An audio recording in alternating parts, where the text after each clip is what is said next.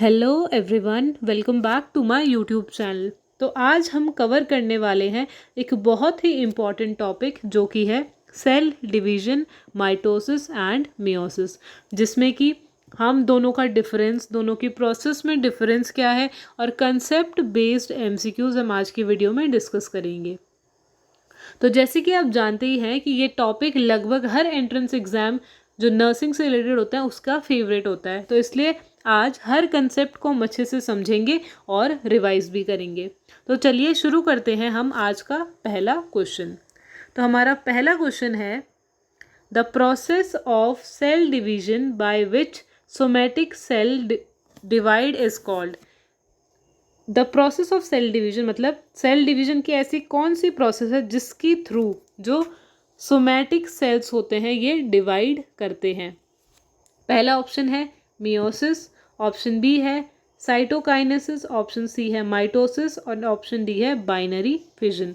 तो इसका जो हमारा करेक्ट आंसर है वो है हमारा ऑप्शन सी, माइटोसिस। माइटोसिस क्या होता है? माइटोसिस एक ऐसी प्रोसेस है जिसमें जो सोमैटिक बॉडी है, सोमैटिक मतलब बॉडी, जो सेल्स होते हैं वो डिवाइड करते हैं और सेम क्रोमोसोम का नंबर जो होता है वो मेंटेन करते हैं। जैसे कि 46 क्रोमोसोम है, तो ये जब डिवाइड करेंगे तो 46 ही होंगे, ना कि हाफ नहीं होंगे। वो मियोसिस में होता है हाफ नंबर ऑफ जो सेल्स होते हैं।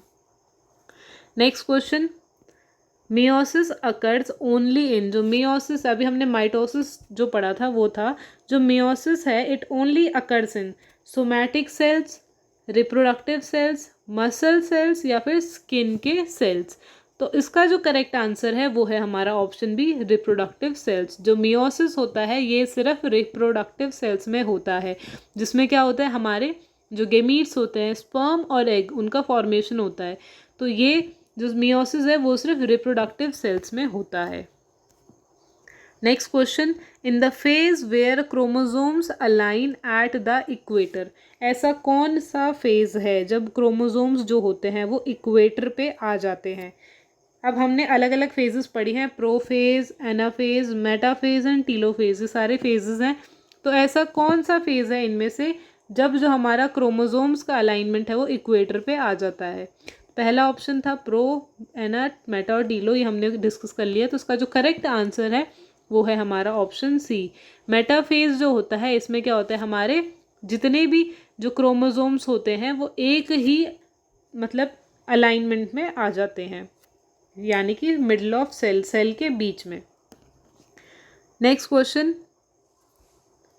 Separation of sister chromatid occurs during, जो सिस्टर क्रोमैटिड होता है उसका जो सेपरेशन मतलब अलग कब होता है, ड्यूरिंग किस टाइम पर होता है, किस चरण में, किस स्टेज में होता है, प्रोफेज में, एनाफेज में, टीलोफेज में या फिर इंटरफेज में।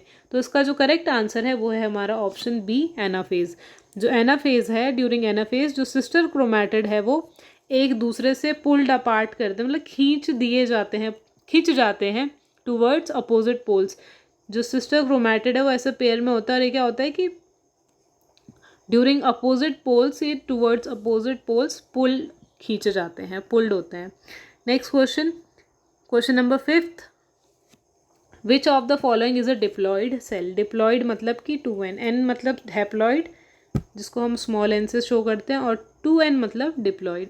तो डिप्लॉयड इनमें से कौन सा सेल है, जाइगोट, ओवम, स्पर्म या फिर एग। तो अभी हमने पढ़ा था कि जो ओवम, एग और स्पर्म, ओवम और एग दोनों एक ही बात है और स्पर्म ये दोनों क्या हैप्लॉयड होता है, क्योंकि हमने पढ़ा था कि इसमें क्या होता है, मियोसिस होता है रिप्रोडक्टिव सेल्स में, और रिप्रोडक्टिव सेल्स में क्या बनता है हमारे जाइगोट और ओवम और स्पर्म। तो उसका जो हमारा करेक्ट आंसर है क्वेश्चन नंबर 5 का ये है हमारा ऑप्शन ए, जाइगोट। जाइगोट क्या है, एक डिप्लॉयड सेल है जो क्या होता है टोटल 46 क्रोमोसोम से बना होता है, विच फॉर्म्स ड्यू टू वो फ्यूजन ऑफ 2 हैप्लॉइड गेमीट्स, जो कि क्या है हमारा स्पर्म और ओवम के फ्यूजन से जाइगोट का फॉर्मेशन होता है। Next question, the type of cell division that results in genetic variation, कौन से टाइप ऑफ सेल डिवीजन में की वजह से क्या होता है, जेनेटिक वेरिएशन होता है। ऑप्शन ए है माइटोसिस, ऑप्शन बी है मियोसिस फर्स्ट, ऑप्शन सी है साइटोकाइनेसिस या फिर बाइनरी फिजन। तो इसका जो हमारा करेक्ट आंसर है वो है हमारा option B, meiosis first. Meiosis first में क्या होता है, कि जो जेनेटिक वेरिएशन होता है ये मियोसिस फर्स्ट की वजह से होता है। नेक्स्ट क्वेश्चन,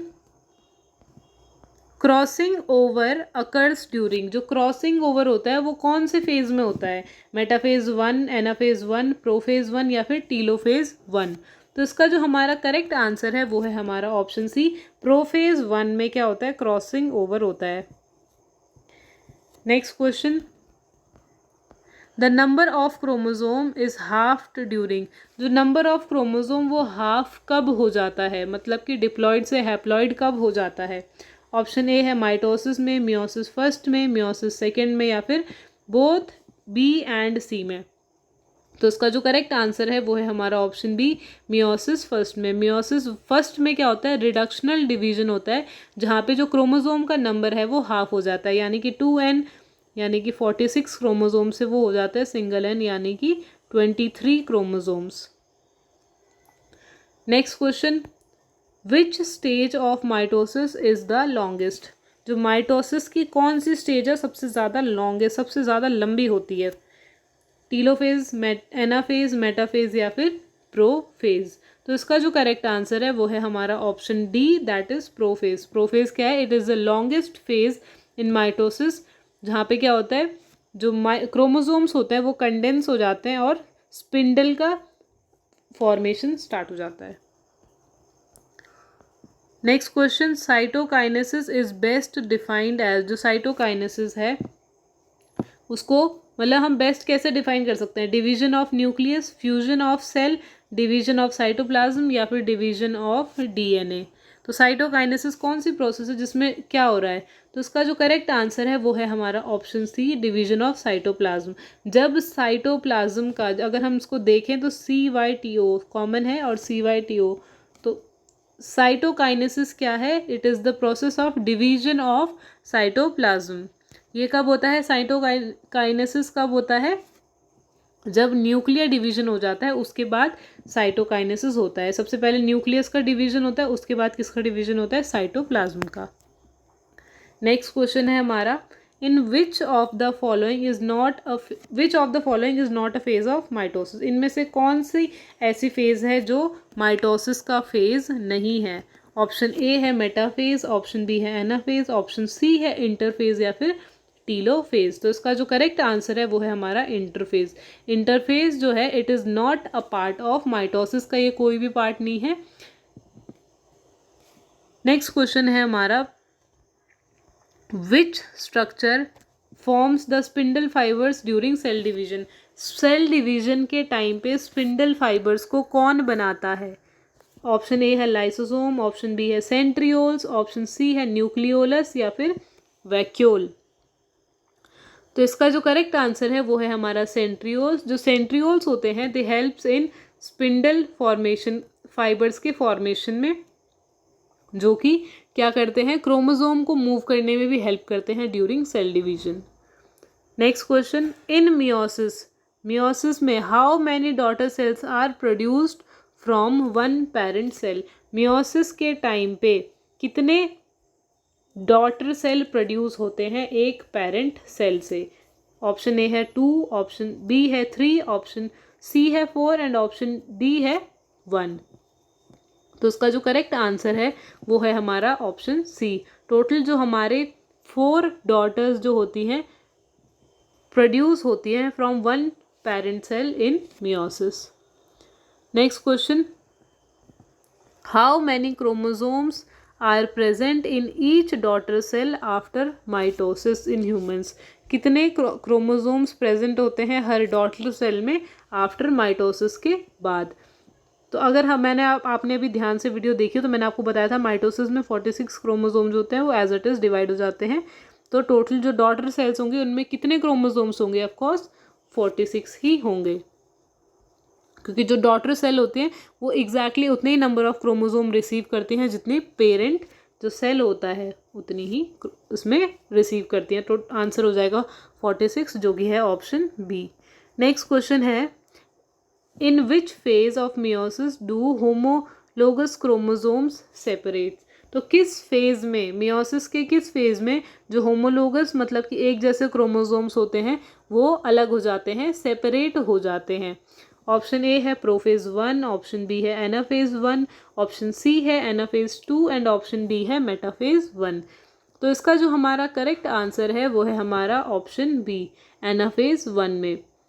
क्योंकि मियोसिस में क्या होता है कि जो होमोलोगस क्रोमोसोम्स होते हैं वो सेपरेट हो जाते हैं एनाफेज 1 में। Next question, which type of cell division is also called reductional division? Reductional division मतलब कि डिवाइड हो जाना है ना, कम हो जाना, रिड्यूस हो जाना।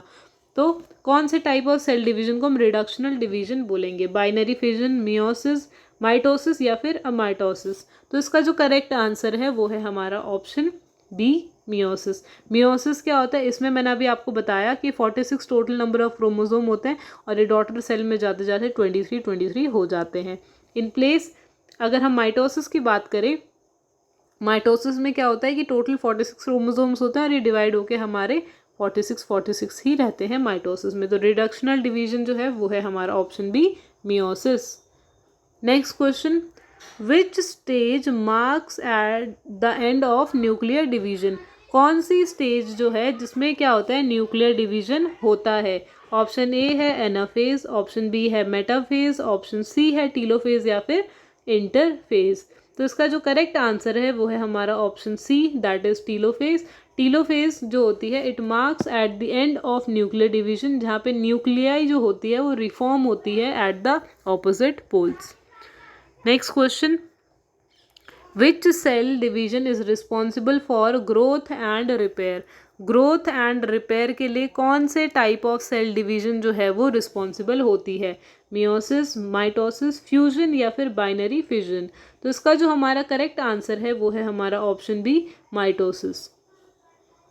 क्योंकि जो माइटोसिस एक ऐसा टाइप ऑफ सेल डिवीजन है which helps in growth, repair and replacement of cells in the body. Next question, during which phase do spindle fibres attach to the centromere of chromosome? Which phase of spindle fibres मतलब कि जब spindle fibres का formation हो रहा है उसके कौन से फेज में जो सेंट्रोमियर्स है वो अटैच हो जा रहे हैं स्पिंडल फाइबर से? तो इसका जो पहला ऑप्शन है प्रोफेज, ऑप्शन बी है एनाफेज, ऑप्शन सी है मेटाफेज एंड ऑप्शन डी है टीलोफेज। तो इसका जो हमारा करेक्ट आंसर है वो है हमारा ऑप्शन सी, मेटाफेज। मेटाफेज में क्या होता है, जो हमारे स्पिंडल फाइबर्स होते हैं they gets attached to the centromere of the chromosome. अब जो हमारा वीडियो का लास्ट क्वेश्चन है ये है हमारा, which structure ensures equal distribution of chromosome to the daughter cells? तो इसका हमारा पहला ऑप्शन है राइबोसोम, ऑप्शन बी है सेंट्रियोल्स, ऑप्शन सी है हमारा स्पिंडल फाइबर्स या फिर ऑप्शन डी है गोल्जी बॉडीज। तो इसका जो हमारा करेक्ट आंसर है वो है हमारा option C, that is spindle fibres. Spindle fibres क्या करते हैं, इक्वल डिस्ट्रीब्यूशन ऑफ क्रोमोसोम्स में इंश्योर करते हैं, हेल्प करते हैं। तो ये थे हमारे important nursing practice MCQs on the topic cell division, जिसमें हमने माइटोसिस और मियोसिस से रिलेटेड एमसीक्यूज़ डिस्कस करे। तो आशा है आपको ये वीडियो हेल्पफुल लगा हो और आपके जो डाउट्स हैं वो भी क्लियर हुए होंगे। तो अगर आपको ये वीडियो पसंद आया हो तो वीडियो को लाइक करें, अपने दोस्तों के साथ ज़रूर शेयर करें और चैनल को सब्सक्राइब करना ना भूलें ताकि जो नेक्स्ट पार्ट है उसकी नोटिफिकेशन आपको सबसे पहले मिल जाए। So all the best for your preparation and thanks for watching.